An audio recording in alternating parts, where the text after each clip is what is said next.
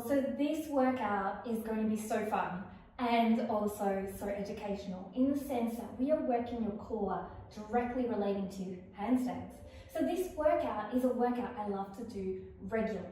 I do this twice a week and it helps condition me to embody the movement practitioner or the movements that I need, such as ribs in, arms up, chest open. Now those three things are completely different, countering almost conversations in your body. So if I put my ribs in, the first thing I want to do is round. And with handstands, we need our ribs in and our pelvis in to be able to create that hollow body in the inverted space.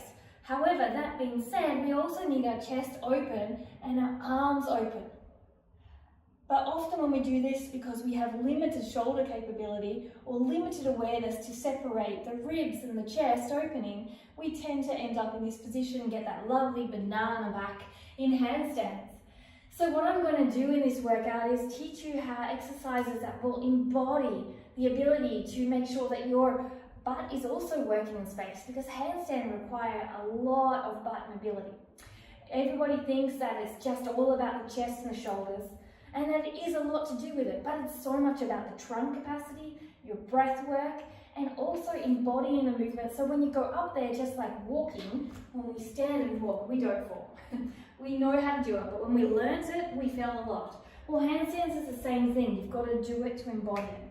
So I'm going to show you a couple of exercises to get a taste of what we're going to do in the workout. And I hope that you will join and come further into it. And I'm also going to provide another workout in months to come where you are working towards core ability for press handstands and core ability specifically tailoring more to inverting and so on. So it's going to be a little stronger. And in this workout, not only am I going to break it down into a more foundation movement for those starting and no equipment, but also give you some more advanced options if you think it's too easy. So we've got everything that you could possibly need to build a more stronger and embodied core in this workout, and more coming soon, which is exciting. So firstly, if you have a fit ball, I'm going to grab a fit ball. Now this is how we develop the awareness in the ribs being in, so the hollow body position. The hollow body position is here. Now this hollow body position requires our chest open, but our ribs are not releasing. Requires our core strong, arms up overhead. Now to embody that, we also need to have strength in our arms so they don't do this as we go in space. A great way to do this, one of the drills that I'll be giving you, and I'll show you a breakdown of that drill. So a great way to do this to keep this strong here with the ribs in is working on this plank. Okay, and this plank requires one fit ball, and you're going to do a Swiss ball rollback plank. Okay, so your rep range can range between 5, 10 or 20. I usually do 20.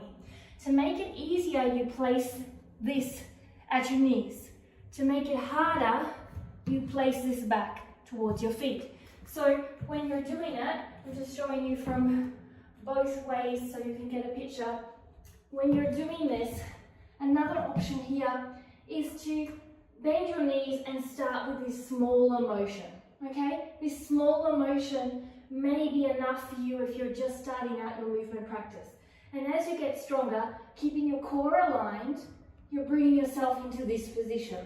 Now the movement, hands are shoulder width apart, external rotation is here. You are feeling your chest muscles activate. You're extending into a long plank. You're not dropping your hips and you're not bringing them up. From here, you're engaging through the chest and you're rocking back, back, back, back, back until you start to release. If you can, the idea would be to go all the way down, but if you start to release and you come back and then you start to sink, that's where you stay.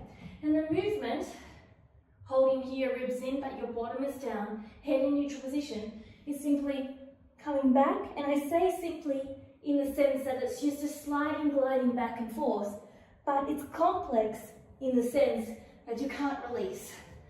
And you will do your 10 to 20 reps.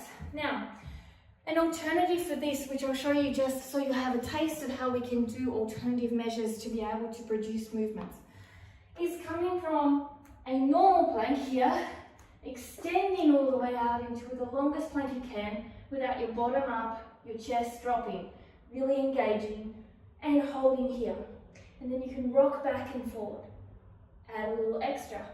And you're holding that for 1 minute without your chest and your body releasing into patterns that we don't need in handstands, like banana back, or everything all in a line and engaged. As well as that, you've got to practice your breathing. So it's a lot of conversation going on. And it looks easy, but it's not easy once you start to actually focus on the points that you need. And then it does become easy once you embody the movement. And when you go upside down, you're not all wobbly because you already have the movements embodied, just like walking. At first, when you start walking as a child, you're all wibbly wobbly.